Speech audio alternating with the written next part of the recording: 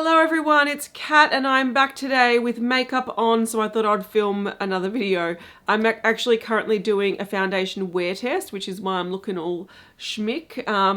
But I thought, well, I may as well not waste my makeup and actually film a favorites and fails. So I love favorites and fails, but I find that with project panning, I find I don't have enough products to do this regularly. So it is Maine. It's the first time I'm doing one this year, but it is what it is. These are some of the things that have stood out this year as being products that I really enjoy and value having in my collection. That doesn't discredit other really pretty things that I have and I just don't use as much. These are just the things that I tend to reach for quite a lot. Okay, I'm going to start with makeup just simply because I actually don't have heaps of makeup in here. Again, project panning kind of dominates my makeup life, but when I am straying from my project pan or I want something that's quite simple, I like to reach for a one and done eyeshadow. I'm loving one and done eyeshadow products.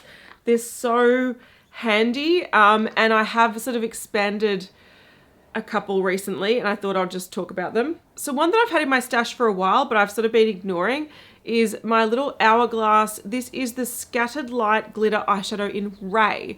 Now I bought this years ago.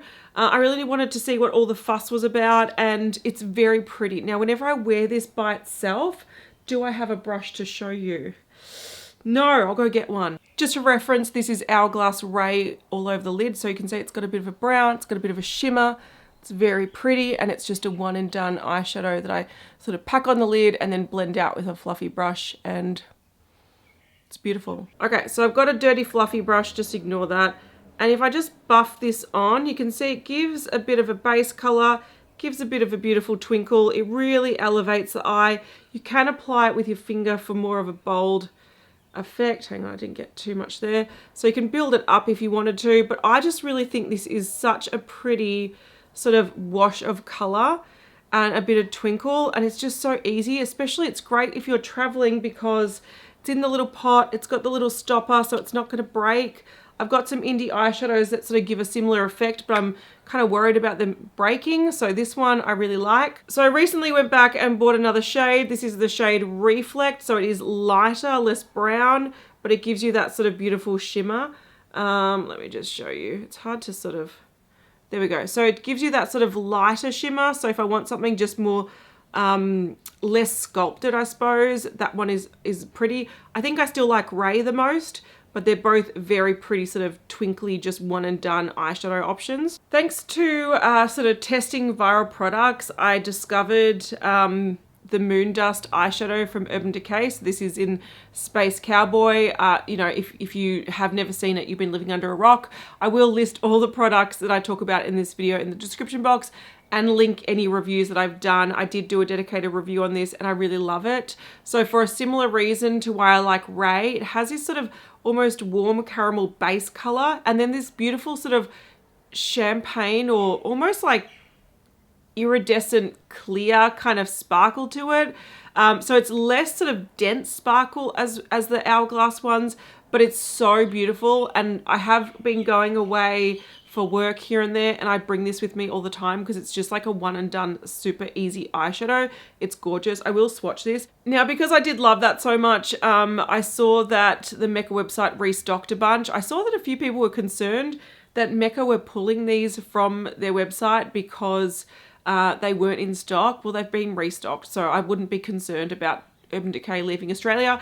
But I ended up buying the shade Glitter Rock. So this one is less nude. It is a purple shade, but it gives you that same sort of effect. It's sort of like a one and done, but it's just more of a cool toned, slight purple. So if I want to go for something a little bit of color, this is the one I reach for. It's very pretty as well. I still think Space Cowboy is probably the most sort of like easy to wear one, but these sort of really twinkly dispersed glittery things that I'm throwing on the floor are really pretty, and I'll swatch them. So you can see them there. They both have the same sort of reflect color to them, but just a different sort of base color. And this one is Space Cowboy, so it's got that slight caramel base with a really minute twinkle. I might turn the brightness down so you can see it a bit better. There we go. So it's very twinkly and pretty. I just think it's really gorgeous on the eye.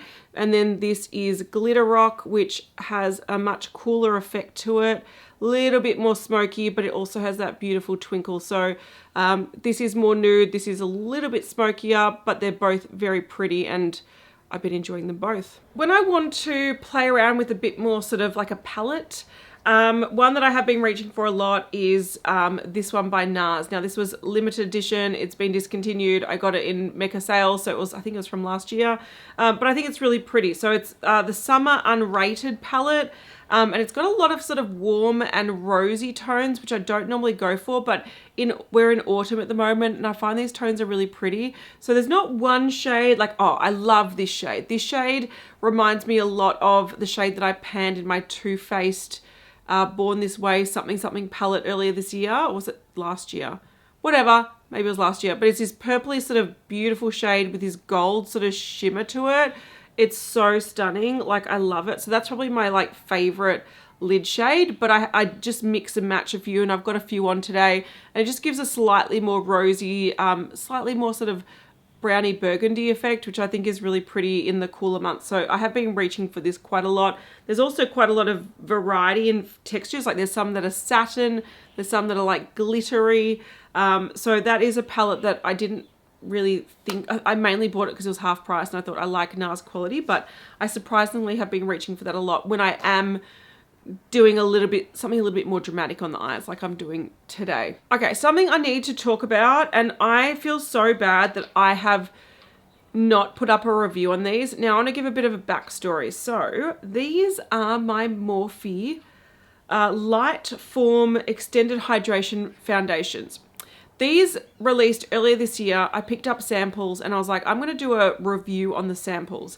Now, this is a bit of a story, but just bear with me. The samples that I picked up, I actually got a friend to pick up a few samples, so he picked up just a variety of things. I liked the effect of the foundation, but the samples were way off. Now, the samples weren't too bad when I first applied them, but this foundation does have a habit of oxidizing and turning a lot more sort of orange on the skin. So I had to really adjust, and I ended up buying two online. I got the shade Light 3C, which is way too light for me. And I got the shade Light 5N, which is probably right on the money in terms of how it looks on the skin. But I have to mix both, because if I mix both, it means it doesn't oxidize to an orangey sort of warm effect. If I just use the shade that matches me, which is a Light 5N, it does end up looking like I've got a mask, and it ends up looking a bit yellow. So I would say to not only swatch in store, get a sample, but go lighter and cooler than you expect. I tend to go a neutral foundation because my undertone is a light olive, and pinks, like cool shades don't usually work for me because they look too pink, but I really had to cool down the neutral and lighten the neutral in order to stop that oxidization and that turning really orange. However, if you manage to get your shade match right and you learn how to mix and do whatever, this foundation is beautiful. Now, I'm actually doing a wear test on it today. I'm comparing it to a Cult foundation because I believe that it is similar in effect and similar in how it wears. We'll see if the wear test actually finds that or if there's a big difference. But I have worn this on some long days. I find it's best not to over powder it. So I have spent many days where I've powdered it down quite a lot, and I feel like it wears it off a little bit patchy, but the best effect is if you just powder where you need it. So like if you need to set concealer around your eyes, powder around your nose if you get oily, powder on your chin if you get oily, which is, I'm actually describing myself, that's how I wear it. But if I just leave it, it gives this beautiful dewy effect, but it lasts really, really well. So I love this foundation. It is so affordable. In Australia, it's $33 full price, which is crazy. And on me, I believe it gives a very similar sort of natural, glowy, long wear effect as Giorgio Armani Luminous Silk. But that wear test will tell. So I don't know if this video will be up first or that one, but I'll link that one in the description box anyway. So if you haven't seen it or want to see it, it's either coming or it's out, and we'll see if that is true. But I just know that this is a really lovely, long wearing, luminous, natural looking foundation that doesn't break down with my oils. It might take on the oil so you start looking quite shiny, but I can wear this easily 12, 13, 14 hours and it still looks good. I do get sort of glowier as the day goes on, but unless I'm under bright lights, it looks really natural. If I'm going to be under bright lights, like there was a time where I had this like, it was like a midnight sort of online meeting where I had to have lights and whatever, and I was wearing this, I did look quite glowy, so you might want to sort of powder down little bits, but it is such a nice dewy foundation for my skin, which is sort of aging, semi-dehydrated, but also oily in the T-zone. So yeah, the biggest hurdle is getting the right shade and just adjusting for that oxidization. But otherwise, I think it's a really nice foundation. One bad thing about the foundation, so it is in a glass pump, which is handy. So it's got the pump, it's in a glass bottle, but the lid is not sturdy. So I often go to pick it up from the lid and it will drop. So, and being glass, you've got to be careful. Whereas I can pick up this from the lid and like shake it and it stays on. This lid is really loose, so that is one downside to it, but I really like the foundation. Morphe has done a really good job, surprisingly. I want to give a little bit of a shout out to Glaminatrix Cosmetics. They've been releasing a lot of products lately. They've been releasing some really nice eyeshadows, but I do really like when they've been delving into other products. So this is their lipstick. They've got 3 shades. I've got the shade Modest. I'm wearing it on my lips today, but I've blotted it down. It looks very similar in color to the new MAC Warm Teddy, but maybe slightly a little bit less warm and slightly maybe a little bit more pink. It's really beautiful, really creamy. I love that it's in a slim packaging. It's just really, really gorgeous. So they've done a really good job there. If this is their first lipstick release, I'm really excited for them because I think they can create some cool products. I also really like these are liquid blushes. So these are the Cheek and Lip Flush. Now, I don't like them so much on the lips. I feel like they're a little bit drying, but on the cheeks, they're really beautiful. My 2 favorite shades out of the 5 they released are Lavish, which is this beautiful sort of terracotta brown. What I like about it is it gives almost like a, how do I describe it? It's almost like a bronze and blush effect in one. So you can sort of use it. It gives you this sort of, it's sort of like Velvet Teddy for the cheeks. So it gives you this really beautiful sort of bronzy but rosy effect. I'm not wearing it today, but I should be. And then I really like Poppy as well, which is this beautiful sort of bright red color, which is similar to the effect that I've got on my cheeks today. I'm just not wearing this because I'm doing the foundation review. I didn't want something that was too sort of dewy. Now these are gorgeous. They give a really beautiful effect and they do blend really nicely on the skin. So these blend out so nicely. So easy to blend with a brush or a sponge or whatever. Like it doesn't go patchy, it doesn't go, especially these dark colors, they just blend really beautifully. I don't feel like they wear all day on me, but if I want a bold sort of cheek, that's the sort of color I've been going for. And if I want something that's a little bit more bronzy, I've been going for Lavish. So Lavish and Poppy are my 2 favorite, but I really like this formula. So I like what they're doing other than just eyeshadows. I think they're doing some good stuff. All right, let's get on to one of my favorite things of recently, and it's fragrances. Now, do I need more fragrances? No. I ended up picking up a Christmas pack, a Midnight in Milan Christmas pack. I really like the little candle. It was this cobalt blue little vessel, really cute. And then it also came with a soap. It was like on discount because it was, I don't know, when did I get it, in like February or January or something. But it came with this mini fragrance. Now this is not 2 mini, it's 30 mils. But this is Midnight in Milan. Now I actually looked up reviews of this because I was like, I don't want a fragrance I don't like, but I also, it wasn't notes I normally go for, but I love this. This is rosy and sweet, but like not headache inducing, too sweet and rosy. And it's not like fuddy-duddy sort of gross rose. This reminds me of a fragrance version of the Lush Rose Jam scent. So if you've used that shower gel or scent, it was originally from the Rose Argan body conditioner, which I really loved. So it's got that sort of warm, sweet, but that rosy scent. This is so nice. This is such a surprise fragrance for me. I was wearing this just out of curiosity to be like, okay, I want to try it and see how it wears on me. Doesn't give me a headache, which is great because often florals do. But also, I just found myself throughout the day going, oh, so I just get like a little bit of a whiff of it and go, oh, so it's more of a like statement fragrance for me. Previously, I sort of go for fragrances that I don't really notice because I can get a bit headachy from fragrances that I do notice too much. But this was like a pleasant surprise where if I'd catch myself in the wind, I'd be like, oh, what? Ooh. And it just like, as it warms up on your body, it's so nice. So this one I love. I love it. I didn't expect to love it. Midnight in Milan, you're a gorgeous fragrance. I love it. I love it. I love it. Another one that I picked up that I'd like as well, and this does have rosy notes to it. So because that had rosy notes, it gave me a little bit of like confidence to try some more rosy fragrances. I really love Carner Barcelona. They've got some really unique scents. They have a lot of very interesting sort of like sweet or like spicy or just unique scents. I've got one that smells very like licoricey, which I adore. It's unlike anything else I've tried, and I can't wear it every day because it's quite like heavy and bold on me, but it has a time and a place and it's gorgeous. I decided to go for a slightly lighter one. So this blue packaging is, I think it's the Dream collection, and it's supposed to be a little bit more like light and sort of airy, I guess, compared to what some of their other ranges are. This one is very floral, very rosy, but it's a lot more like fresh cut floral. Like I can smell it and it almost smells like you've just smelt a rose in the garden. So I really like this. It's got some blackcurrant in it, which I also really like.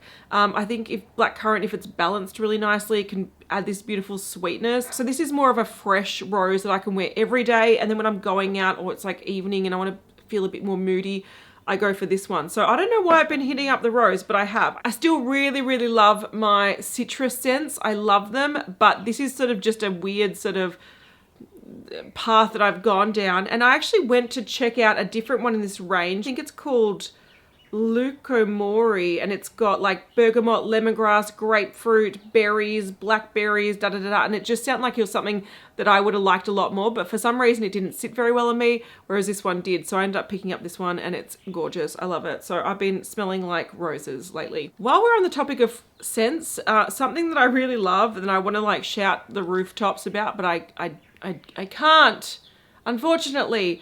This is not a perfume, but this is the Pourri sort of toilet spray, and it's in the scent Pink Citron, and it is divine. I want this to be a perfume. I'm just going to say it's got strawberry, citron, and rock candy.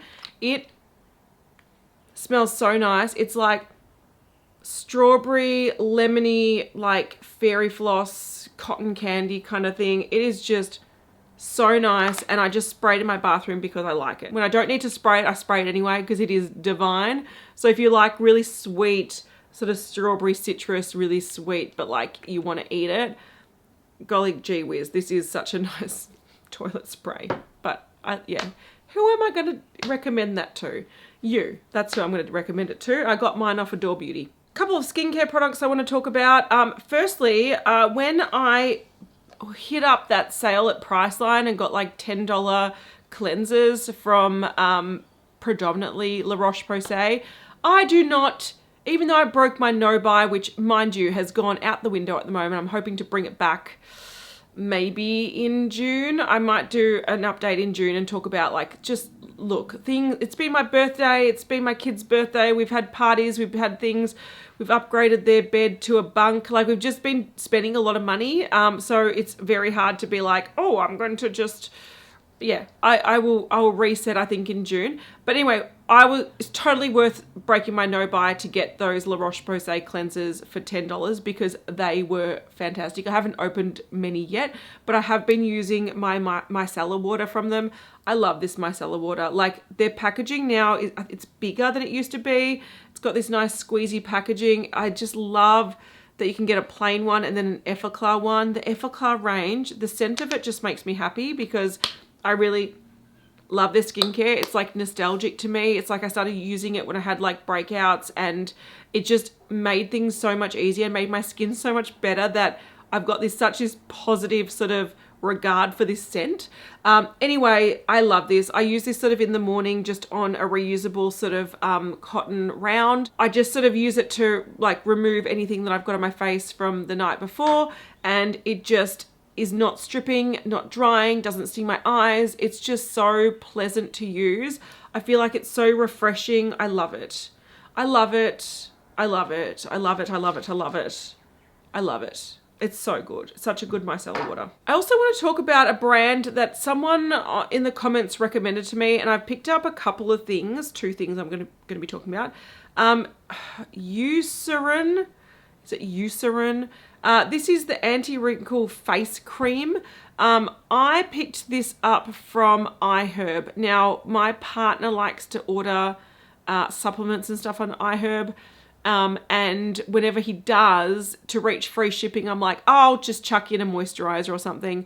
This was recommended to me, I think last winter when I had very dry skin, like dehydrated skin. And I have been using this in the last few months at night. It is super thick, but not like greasy thick. It's just really lovely. I should have bought 2 because it is, look, I've got so much makeup on my hand, whatever. It is so nice and so cushioning and just lovely. It's a very nice night moisturizer. That just looks horrible. Looks like I've got really bad fake tan in the back of my hand. But yeah, I've been really enjoying it. So I really like this. And then last time he placed an order, I decided to buy the foot cream from the brand. So this is for very dry skin. It's the Advanced Repair Foot Cream. What I like about this, so my normal foot cream, if you don't know, I love my Do It Foot and Heel Balm Plus. This is sort of like a balm that doesn't dry down matte. That's not right. That's wrong description. It's like a thick gel that ends up feeling quite like it just totally sinks in and dries off. So it doesn't leave your feet feeling dry, but it doesn't leave them feeling sort of greasy or anything like that. So I really like that. That feels really comfortable. But if you feel like you want more moisturizer on your feet, not that greasy, balmy stuff that like foot cream usually is, just like a nice sort of nourishing moisturizer, this one does it. So I sort of alternate between them depending on what I feel like. But you can see that this is more of that moisturizing thing, and it's got that, it does have more of a slip to it. So it feels a little bit more, I don't know if emollient's the term, creaminess is the term, but this sort of feels like a really creamy foot cream. This one feels like a really nice foot gel, if that makes sense. So this is probably more of a winter, this is probably more of a summer for me. So this range I've been really impressed by. Like I can't get it in Australia, I have to get on iHerb, but I will get more of it when I place another order for my partner, because these have really impressed me. So there we go. Besides fragrances, one other thing that I have started getting into, which is very unusual for me. So if you know me, I am a creme nail polish fan. So I like a bold nail polish. I don't like dark nail polishes. I don't like pastels. I don't like sheer nail polishes. I like a bold, like whether it's a neon or a bright blue or a bright green or like a fluoro red. Like I love bold creme nail polishes. So I tend to stick to brands like, I've bought a lot of Orly because they have some nice sort of bold creme finishes.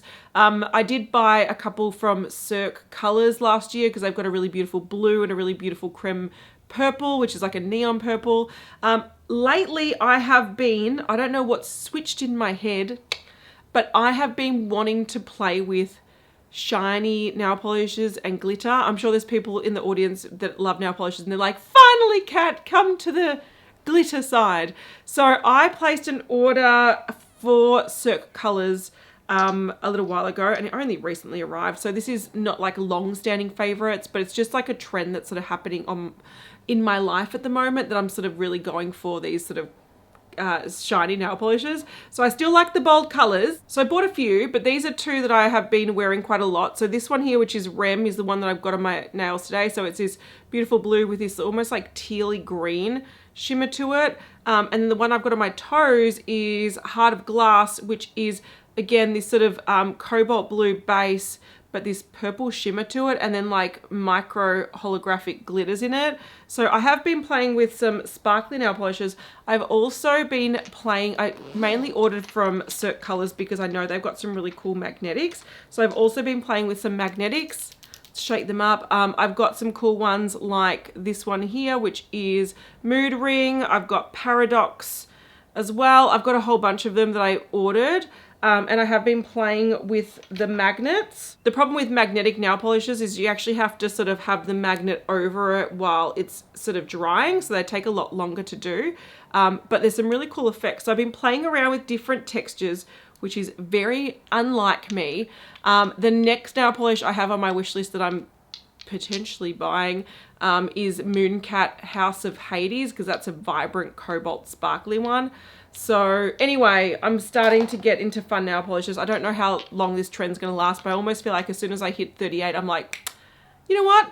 I need some more shine and glitter in my life, and that's what I've been doing. Now I have been using a horseshoe magnet to get like an interesting effect from them. Or I've been using just the wand to get that sort of effect, but you can see that, hang on, let's zoom in what you can get. So it looks green, and then it's got this sort of like galaxy kind of cool effect. I've been playing around. I wish there was more sort of lighter, brighter magnetic nail polishes, because the bases are always quite dark. But, you know, I've been playing. Talk about a couple of things that haven't impressed me too much. I've actually got 3 things. I'm going to talk about a cult product. And I can have a bit of a rant as well. So Elemis is no longer, we can't order in Australia from Elemis anymore.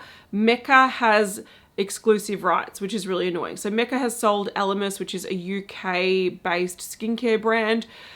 They've sold them for a long time, but you could still access the Elemis website where you could get a lot of the sort of gift with purchase and discounts and whatnot. And Mecca is notorious for not having discounts and sales, so it was a better option to just go through the website, which would ship from the UK. Anyway, it's annoying, so I'm not going to buy Elemis anymore because I can't get the good deals. But through ordering from them in the past, I have had a lot of these sort of samples that I've been trying, and one that I've tried, and I've got 2 little tubs of the Pro-Collagen cleansing balm. This is the original one. I don't get the hoo-ha about this. So this is just a big tub. I've got another one that I've almost used up. This is too herbal. It's very like lavender scented. And I feel like it's a bit like stinging on the eyes. I don't know. I just don't see, like, it works. It's a cleansing balm that definitely breaks down makeup. Feels a little bit greasy. I don't think it completely washes off the skin. I'm so used to a cleansing oil that doesn't leave any residue. I feel like this is leaves a little bit of residue, and it's got this very strong like herbal scent to it, like lavender chamomile kind of strong, and I just feel like it's a little bit irritating. So I don't get the point of that. That's a really cult product. I don't get it, but I'm going to wash my hand now, which is handy. Oh, next thing is actually also from Elemis that I don't like, and this was also a sample that came with one of those gift packs, which you can't get anymore because Mecca doesn't do. I think they do actually introduce the odd one. I saw an email being like, if you spend X amount, you get this little gift pack, but the Elemis website used to give away heaps, like crazy amounts, and they you know, whatever. But this is the body oil, and I recently brought it out because I thought, oh, okay, we're getting into the cooler months. I'll start using body oil. Apparently you can also use this on your hair as like a mask before you wash your hair. And I went to go use it, and I'm like, okay, it's got this little twisty thing. Oh, that's cute.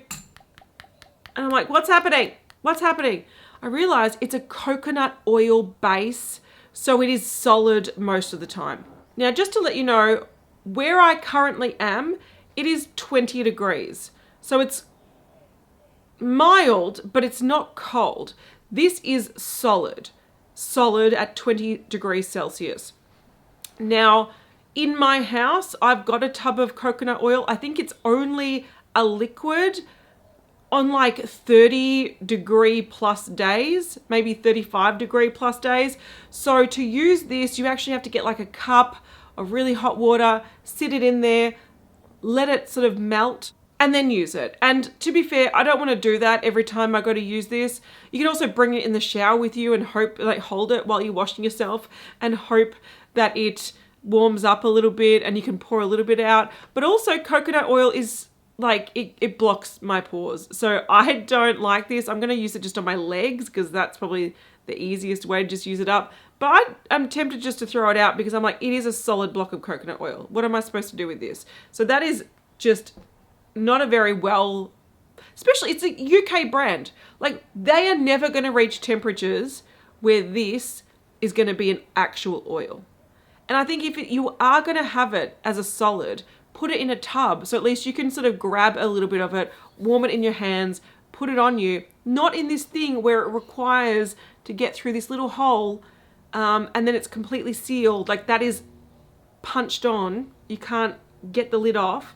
It is the dumbest design. Another thing that's semi-infuriating is this Telescopic mascara. It's just the L'Oreal Telescopic mascara in black or magnetic black.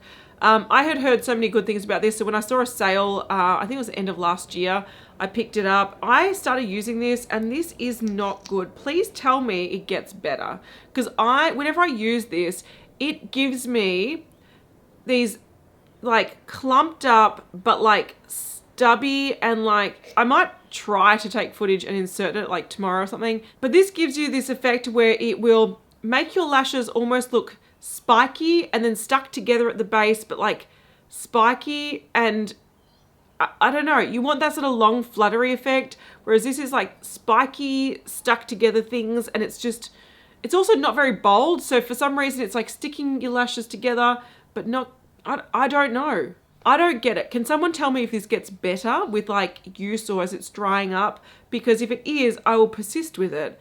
But otherwise it's going straight in the bin because it is not a good mascara. So I am confused about this. There is another mascara that, one that went viral for the wrong reasons.